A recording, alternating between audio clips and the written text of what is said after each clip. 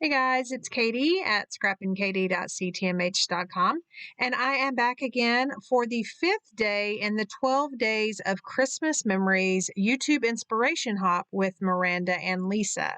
So for day 5, we are using the theme Oh Christmas Tree, and I have a fun layout to share. So for today's challenge or Christmas memory to scrapbook, I have this photo of my daughter when she was little.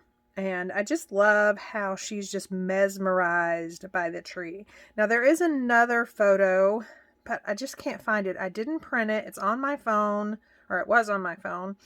And she was actually standing in front. The lights were off, and just the glow of her standing in front of the tree, mesmerized, just was such a perfect photo. But since I didn't print it, I can't find it. But I'm going to use this one.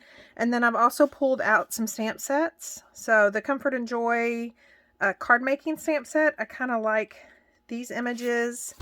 This was an exclusive to an album retreat from Close to My Heart that I did. And I love the Fa La La La.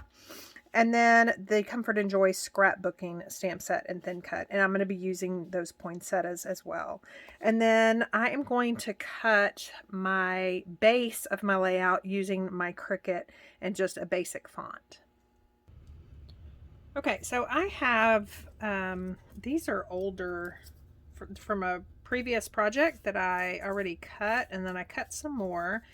So I'm going to stamp some up to look like this poinsettia with this pretty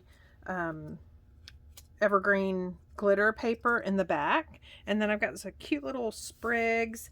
And then I have cut my base page. Now I want to trim this down because I'm going to be matting it on a patterned sheet of paper. So I want to cut it down to 11.5 by 11.5.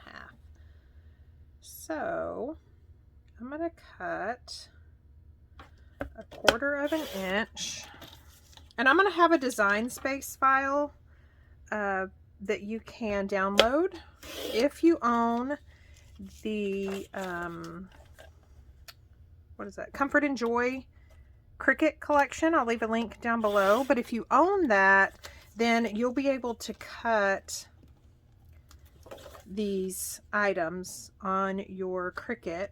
And I have even included poinsettias. So if you don't own this, you can cut it with the design space file. If you do own this and you'd rather use the thin cuts, then you'll just not cut those portions like I'm doing here. So I have that trimmed down. And the reason I didn't have this trimmed down in design space, so it would be all one, is because this is text. So I literally would have to slice one letter at a time. I may try to go do an image of this and then slice it to make it easier for you guys. So I'll do it all at once. And then don't forget, when you take all these letters off your Cricut mat, don't forget to save the centers to the O's and the A's and the R's if you want. You don't have to. I know that these kind of letters are really popular now. So we're going to see how it looks without that before I go ahead and do all that. So I'm envisioning this photo kind of off to the right, and then poinsettias sprinkled in right here. So I definitely need to stamp some more poinsettia leaves. And that's a lot of red. Let me see how this looks. Yeah, so we may do that. I don't know, but let me go ahead and stamp some more leaves right quick, and I'm going to speed this portion up. Off camera, I've cut some more, and then I am just going to stamp these poinsettia petals. Now, on each petal, there is a definite petal that lets you know if you have it lined up correctly. And then I'm also stamping some little holly using New England Ivy ink, and that is from the card making stamp set from Comfort and Joy. So I'm pretty happy with all the pieces that I have. So I am going to start assembling these layers, and I'm just going to use glue dots instead of liquid glue or tape adhesive. I am going to kind of fluff the petals, even though this will end up going behind a page protector. I just love the dimension of the petals when they're kind of curved, and all you have to do is just work them with your fingers. So right here, I am just laying everything out, making sure that I have enough pieces and to see if I need to stamp any additional pieces. And I definitely like that black set of leaves. So I'm going to ink that off and stamp that on just some scratch French vanilla paper, as well as 3 of those little bitty sprigs. And then I'm going to fussy cut those out off camera. So I'm pretty happy with everything. I'm going to go ahead and get my base page glued down. I'm just using tape adhesive, and I am not worrying about the little bitty pieces in the font because the majority of this title will be covered. So I did also stamp off just a few little banners, and I am going to fussy cut those and then add those around my photo. And I just love the sayings, which are holiday magic and merry and bright, which I thought fit this photo perfectly. So I'm pretty happy with all that. I'm going to go ahead and tape down my photo. And again, this was a 5x7 photo matted. And then put these poinsettias around kind of how I had them laid out before I took them all off. And I am using the Tombow Mono Adhesive, the green lid, to do this. It just has, I've explained before, it's just not such a rigid dry. It's a little soft dry.